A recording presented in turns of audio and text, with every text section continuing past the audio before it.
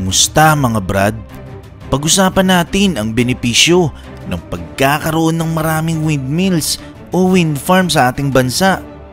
Kung bago ka lang sa aking channel, huwag kalimutang i-click ang subscribe button at notification bell para updated ka sa mga kwento at trivia na gaya nito.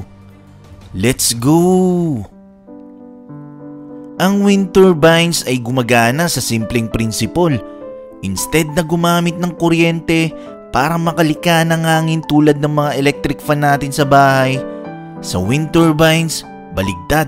Kasi gumagamit naman ito ng hangin para makalika ng kuryente. Ito yung tinatawag na wind energy. So paano nga ba ito nagwo-work? So ganito lang kasimple. Ang hangin, papaikutin niya yung propeller blades ng turbines. Yun yung pinaka-hélice nito. Siyempre kasabay ng pag-ikot ng rotor blades nito, ito yung mismong mag-i-spin doon sa mismong generator na siyang lilikha ng kuryente. Ang wind power ay kahit sa Pilipinas ay may iilang lugar na gumagamit nito. Ang wind energy sector ng bansa ay malaki ang naging potensyal dahil sa kakayahan nitong makapag-provide ng 76 gigawatts of power. Ito ang ilang mga wind farm na na-develop dito sa ating bansa. Kabilang na ang Bangi Wind Farm, Burgos Wind Farm at Kaparispisan Wind Farm na matatagpuan lahat sa Ilocos Norte. Meron ding wind farm sa Oriental Mindoro na tinatawag na Wind Energy Power System. Meron ding San Lorenzo Wind Farm sa Guimaras, Nabas Wind Farm sa Aklan at syempre ang Pililla Wind Farm sa Rizal. Ano nga bang mga advantage ng pagkakaroon ng wind energy sa bansa? Actually, marami itong advantage kaya nga isa ito sa tinaguriang fastest growing energy sources in the world. Siyempre, una, ang wind power ay cost-effective. Ang tinatawag na land-based utility scale wind na ginagamit dito, ang pinakamurang energy sources na available sa panahon natin ngayon. Ito nga ay dahil libre lang ang hangin sa paligid. Mas malakas ang hangin, mas maraming kuryenteng napoproduce. Pangalawa, ang wind power ay nakakapagbigay ng maraming trabaho. Sa US, pagdating sa wind sector, nakakapagbigay na ito ng halos mahigit 100,000 na trabaho sa kanilang mamamayan. At ang isa sa trabahong patok rito ay ang wind turbine technician. Ayon sa Wind Vision Report, na ang paglalagay ng wind turbines ay may potensyal na makapagatid ng halos mahigit 600,000 na trabaho pagdating sa manufacturing, installation, maintenance at supporting services. Pangatlo, ang wind power ay nakakapagdulot ng paglago ng industry ng isang bansa at nagiging competitive ito. Halimbawa na lang sa US, ang isang bagong wind projects account ay nakakapagbigay ng mahigit $10 billion annual investment. Kaya nga kung mapapansin, ang US ay napakaraming domestic resources at mga dekalibreng manggagawa. Kaya nga kayang-kaya nitong may pag-compete globally pagdating sa clean energy economy. Pang-apat, ang wind power ay may malinis na fuel source. Ang wind energy ay walang kakayahang mag-produce ng pollution sa kapaligiran. Hindi ito katulad ng fossil fuel tulad ng coal o natural gas na naglalabas ng mapanganib at nakamamatay na usok tulad ng nitrogen oxides at sulfur dioxide na sobrang sama talagang maidudulot sa kalusugan ng mga tao at nakakapagdulot pa ng economic damages. Magtatayo ka ng wind, paano kung walang hangin? Ang wind turbines ay hindi nagpo-produce ng atmospheric emission na nagiging sanhi ng acid rain, smog o greenhouse gases. Magtatayo ka ng wind, paano kung walang hangin? Panglima, ang wind power ay sustainable.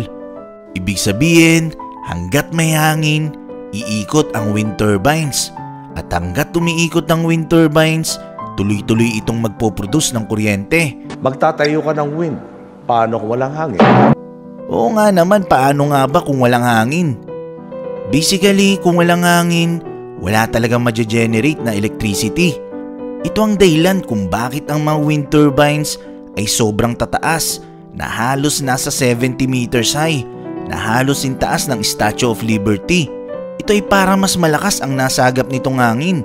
Kaya nga bukod sa napakalaki at napakataas ng isang wind turbine kadalasan may kita pa itong naka-install sa matataas na lugar. Minsan nasa tabing dagat. Dahil ito yung mga lugar na malalakas talaga ang hangin. Magtatayo ka ng wind. Paano kung walang hangin? Siyempre, imposible naman na mawalan ng hangin.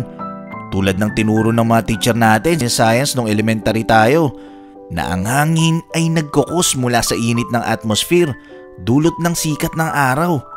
Kumbaga yung pagbabago-bago ng temperature at pressure ang nagpapagalaw sa hangin at lahat ng ito ay tinitrigger ng araw.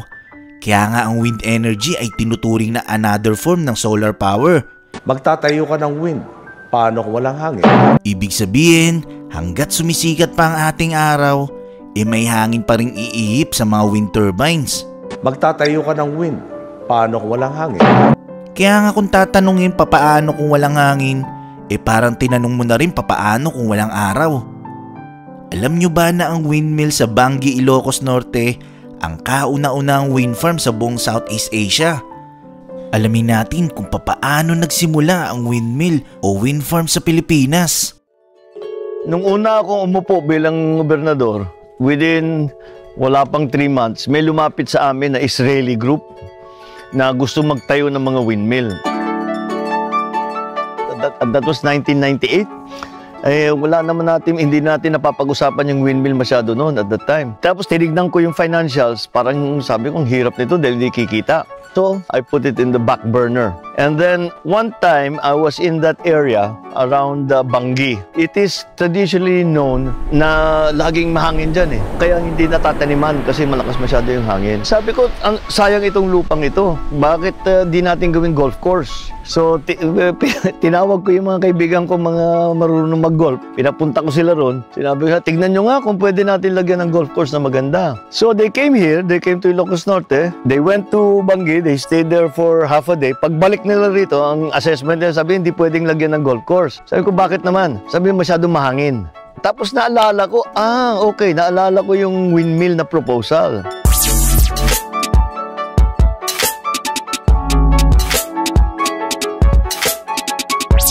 Ngayon, between the time that the Israelis came to propose it to me, until that time that we were trying to develop that area in Bangi, nagbago yung WTO, nagbigay na ng mga carbon credit. Tinignan namin ulit yung financials.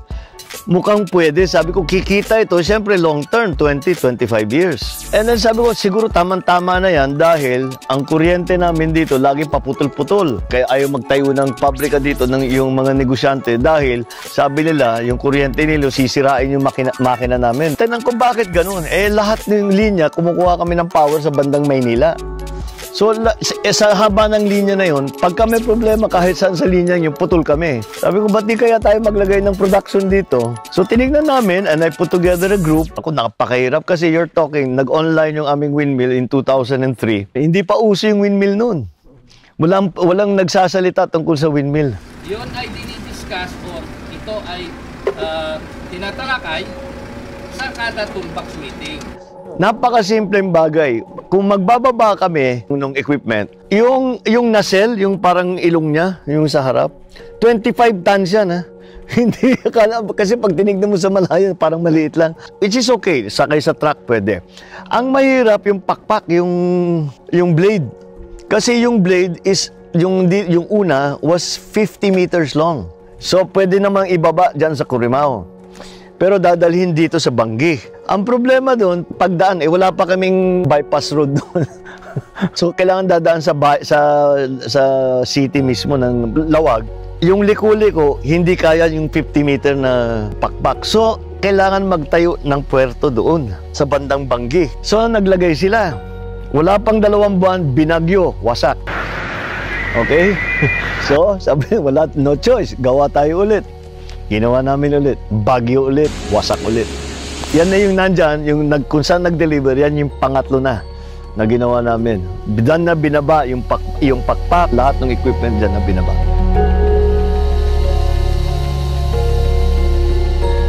Nung pumunta ako sa Department of Energy at that time, tinanong ko sa kanila, ano bang mga kailangan namin, permit, clearance, etc. etc. Tinignan ako nung kausap ko, sabi, hindi namin alam kasi ngayon lang kami gagawa ng windmill. Sabi, oh sige, gawin na lang natin. Sabi ko, nakipag-usap ako sa mga abogado. We use the mining law dahil national treasure yan eh. Lahat ng kaalaman ko, lahat ng kaalaman ng lahat ng kasama ko talagang napunta dyan sa paano namin ibubuo yung financing. Kasi yung bawat turbine at that time is 1.7 megawatts, more or less, tig to $2 million yan eh. Yung unang ginawa namin na 18 windmills, halo-halo yan. Philippine Exim Bank, local credit, subsidy ng Danish, kung ano-ano, ang dami namin. Diyan ako nahirapan ng gusto yung sa financing.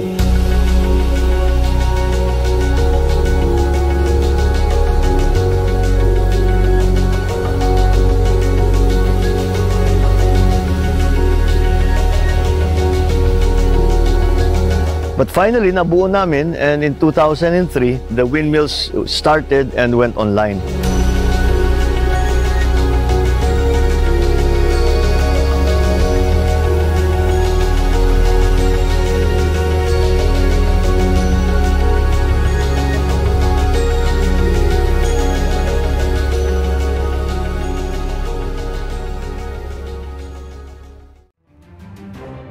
Alam nyo ba noong 1996, nagkaroon ng pag-aaral at nagkandak ng wind resource analysis at mapping study ang National Renewable Energy Laboratory, at ang resulta ng research na ito na ang Pilipinas ay napakagandang lugar para sa wind power installation, lalo na sa lugar ng Batanes, Babuyan Islands, Mindoro, Samar, Leyte, Panay, Negros, Cebu, Palawan at Eastern Mindanao.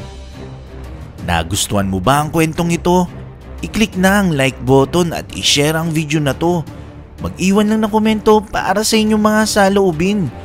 Maraming salamat. Hanggang sa muli.